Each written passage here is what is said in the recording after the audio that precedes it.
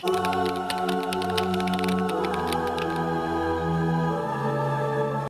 Rice bag ರೇಷನ್ಗೆ ತಮ್ಮ ಧರ್ಮವನ್ನ ಬಿಟ್ಟು ಬೇರೆ ಧರ್ಮಕ್ಕೆ ಮತಾಂತರ ಆಗೋ ಹಿಂದೂಗಳಿಗೆ ನನ್ನೊಂದು ಪ್ರಶ್ನೆ, ಇನ್ನೂ ಸ್ವಲ್ಪ ಜಾಸ್ತಿ ದುಡ್ಡು ಕೊಟ್ರೆ ನಿಮ್ಮ ಅಮ್ಮ ಹೆಂಡತಿ ಎಲ್ಲಾರನ್ನೂ ಮಾರ್ಬಿಡ್ತೀರಾ? ನಾಯಿಗಳಿಗಿಂತ ಕಡೆ ನೀವು. ನಾಯಿಗಾದ್ರೂ ನಿಯತ್ತಿರುತ್ತೆ, ಯಾರೇ ಮೂಳೆ ಹಾಕಿದ್ರು ಅಟ್ಲೀಸ್ಟ್ ತನ್ನ ಓನರ್ನ ಚೇಂಜ್ ಮಾಡಲ್ಲ. ಕಳ್ಳ ಕಳ್ಳ ಅಂತ ನನ್ನಿಂದೆ ಓಡ್ ಬರ್ತಾ ಇದೆಯಲ್ಲ, ನಿನ್ ಹಿಂದೆ ನಿಂತಿರೋ ನಿನ್ ತಂಗಿ ಗಂಡನ ಹೆಂಗೆ ಆಯ್ತು ಅನ್ನೋದನ್ನು ಬಾಬಾ ಸಾಹೇಬರು ಹೇಳ್ತಾರೆ. ಕ್ರಿಶ್ಚಿಯನ್ ಸಂಸ್ಥೆಗಳು ಶಿಕ್ಷಣ ವೈದ್ಯಕೀಯ ಕ್ಷೇತ್ರದಲ್ಲಿ ಸಲ್ಲಿಸಿದ ಸೇವೆ ಭಾರತೀಯ ಕ್ರೈಸ್ತರನ್ನು ಮೀರಿದೆ. ಯಾಕಂದ್ರೆ ಭಾರತದಲ್ಲಿ ಕ್ರೈಸ್ತರೆಲ್ಲ ಕೆಳವರ್ಣದವರೇ, ಪ್ರಯೋಜನ ಇದರದು ಉಚ್ಚವರ್ಣದ ಹಿಂದೂಗಳಿಗೆ ಪಡ್ಕೊಂಡಿದ್ದಾರೆ. ಇಲ್ಲಿ ದಟ್ಟ ದರಿದ್ರ ಮತ್ತು ಮಹತ್ವಾಕಾಂಕ್ಷಿಗಳಿಲ್ಲದ ಭಾರತೀಯ ಕ್ರಿಶ್ಚಿಯನ್ರು ತಮ್ಮ ಮಕ್ಕಳಿಗೆ ಉನ್ನತ ಶಿಕ್ಷಣ ಕೊಡಿಸ್ಲಿಕ್ಕೆ ಹೋಗೋದಿಲ್ಲ.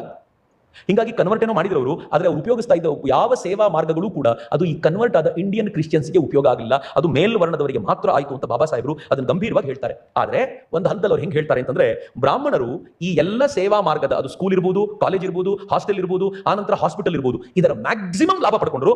ಆದರೆ ಯಾವತ್ತೂ ಕ್ರಿಶ್ಚಿಯನ್ ಧರ್ಮದ ಬಗ್ಗೆ ಮಾತೇ ಆಗಲಿಲ್ಲ ಅಂತ ಅವ್ರು ಯಾವತ್ತೂ ಬಾಬಾ ಸಾಹೇಬ್ ಹೇಳ್ತಾರೆ, ಕನ್ವರ್ಟೇ ಆಗಲಿಲ್ಲ, ಸ್ಕೂಲಿಗೆ ಬಂದವರೆಲ್ಲ ಕನ್ವರ್ಟ್ ಆಗಲಿಲ್ಲ ಅಂತ.